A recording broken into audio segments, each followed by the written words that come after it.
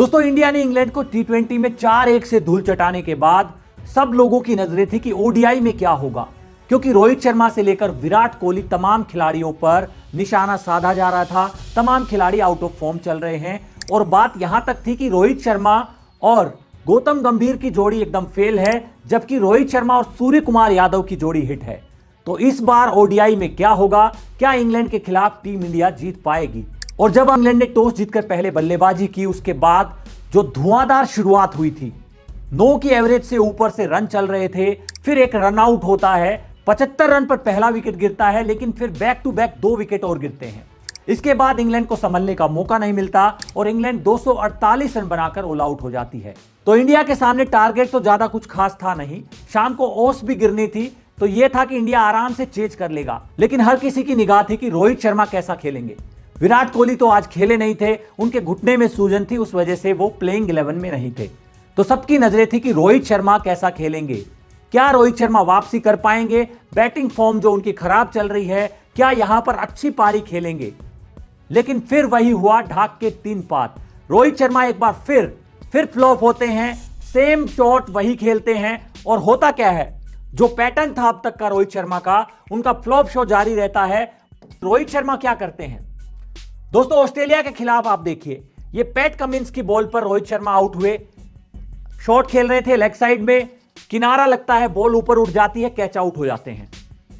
PAT Cummins की ball पर आपने देखा, ये रणजी में क्या होता है, जम्मू के खिलाफ मैच में रणजी में भी वही शॉट खेलते हैं, सेम बॉल ऊपर उठती है, कैच आउट हो जाते हैं। और आज फिर क्या हुआ, आज फिर इंग्लैंड के खिलाफ वही हुआ, सेम रेज लगता है और कैच आउट हो जाते हैं। एक तरीके से आउट हो रहे हैं और एक बार फिर फ्लॉप हो जाते हैं और उन पर फिर सवाल उठते हैं। अगर अगले 2 मैच में भी अच्छा नहीं कर पाते हैं तो चैंपियंस ट्रॉफी में किस माइंडसेट के साथ रोहित शर्मा जाएंगे, क्योंकि उन पर सवाल और तीखे होते चले जाएंगे। मीडिया लगातार उनको टारगेट भी कर रहा है। कल प्रेस कॉन्फ्रेंस में भी उनसे पूछ लिया गया था डायरेक्ट कि क्या आप कॉन्फिडेंट हैं, आपको हिटमैन की उपाधि मिली है, क्या यहां आप कॉन्फिडेंस से खेल पाएंगे, क्योंकि टेस्ट में तो आपसे रन बन नहीं पा रहे हैं। तो उनको गुस्सा आ गया था कि ये कैसा सवाल है, ये अलग फॉर्मेट है, ये सब बोला था इन्होंने। लेकिन आज फिर वही होता है, फिर एक बार वही पैटर्न सेम स्टाइल में आउट हो जाते हैं। और रोहित शर्मा के आउट होने के बाद, इससे पहले यशस्वी जायसवाल आउट हो चुके थे और 19 रन पर ही रोहित शर्मा और यशस्वी जायसवाल दोनों आउट हो जाते हैं। लेकिन फिर आते हैं श्रेयस अय्यर और शुभमन गिल, दोनों इंडिया की पारी को संभालते हैं। श्रेयस अय्यर आते ही आक्रामक खेलते हैं और ताबड़तोड़ शॉट लगाते हैं। श्रेयस अय्यर ने 36 बॉल में 59 रन बनाए, 9 चौके लगाए, 2 छक्के लगाए और 2 छक्के जो लगाए थे बैक टू बैक बॉल पर, जोफ्रा आर्चर की गेंदबाजी पर। अय्यर के आते ही रन रेट बढ़ता है, अय्यर लगातार शॉट खेलते हैं और पूरा दबाव एक तरीके से टीम इंडिया से हट जाता है। इसके बाद अय्यर आउट होते हैं, लेकिन शुभमन गिल एंड तक रहते हैं। 87 रन की पारी खेलते हैं 96 बॉल में। शुभमन गिल 14 चौके लगाते हैं। अय्यर के आउट होने के बाद अक्षर पटेल भी 52 रन की पारी खेलते हैं, 6 चौके 1 छक्का अक्षर पटेल लगाते हैं।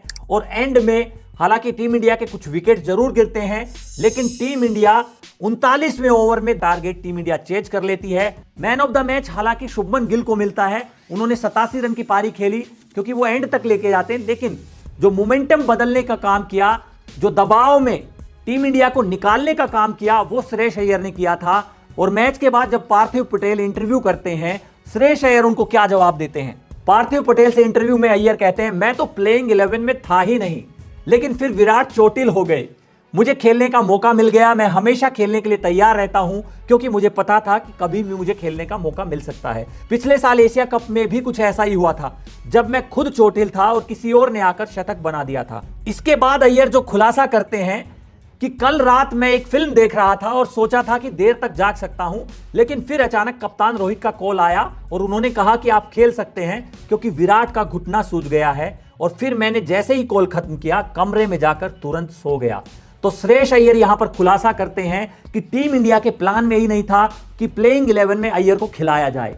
इस मैच में यशस्वी जायसवाल ओपन करने वाले थे, यह पहले से तय था। हमें लग रहा था कि यशस्वी इसलिए ओपन कर रहे हैं क्योंकि मिडिल ऑर्डर में विराट कोहली चोटिल हो गए हैं, तो जायसवाल ओपन करेंगे, गिल पीछे जाएंगे, इसके बाद अय्यर आएंगे। लेकिन यहां तो मामला ही उल्टा था, अय्यर को तो प्लेइंग 11 में खिलाने का प्लान ही नहीं था। वो तो अचानक से विराट कोहली इंजर्ड होते हैं और फिर इनको प्लेइंग 11 में खिलाया जाता है। अय्यर मिडिल ऑर्डर में टीम इंडिया को एक भरोसा देते हैं। अय्यर एक तो रुक कर नहीं खेलते हैं, मोमेंटम बनाए रखते हैं, रन रेट को नीचे नहीं आने देते हैं। अय्यर के अगर आप स्टैट्स देखेंगे तो ओडीआई में उनसे बेहतर मिडिल ऑर्डर का बल्लेबाज कोई नजर नहीं आता है। तो क्या जायसवाल को ओपन कराने के लिए टीम इंडिया अय्यर को बाहर बैठाने का प्लान चैंपियंस ट्रॉफी में भी बनाएगी? यह सवाल उठता है।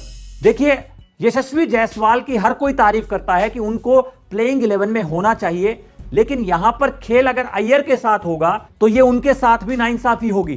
तो टीम इंडिया के इस प्लान को लेकर आपका क्या सोचना है?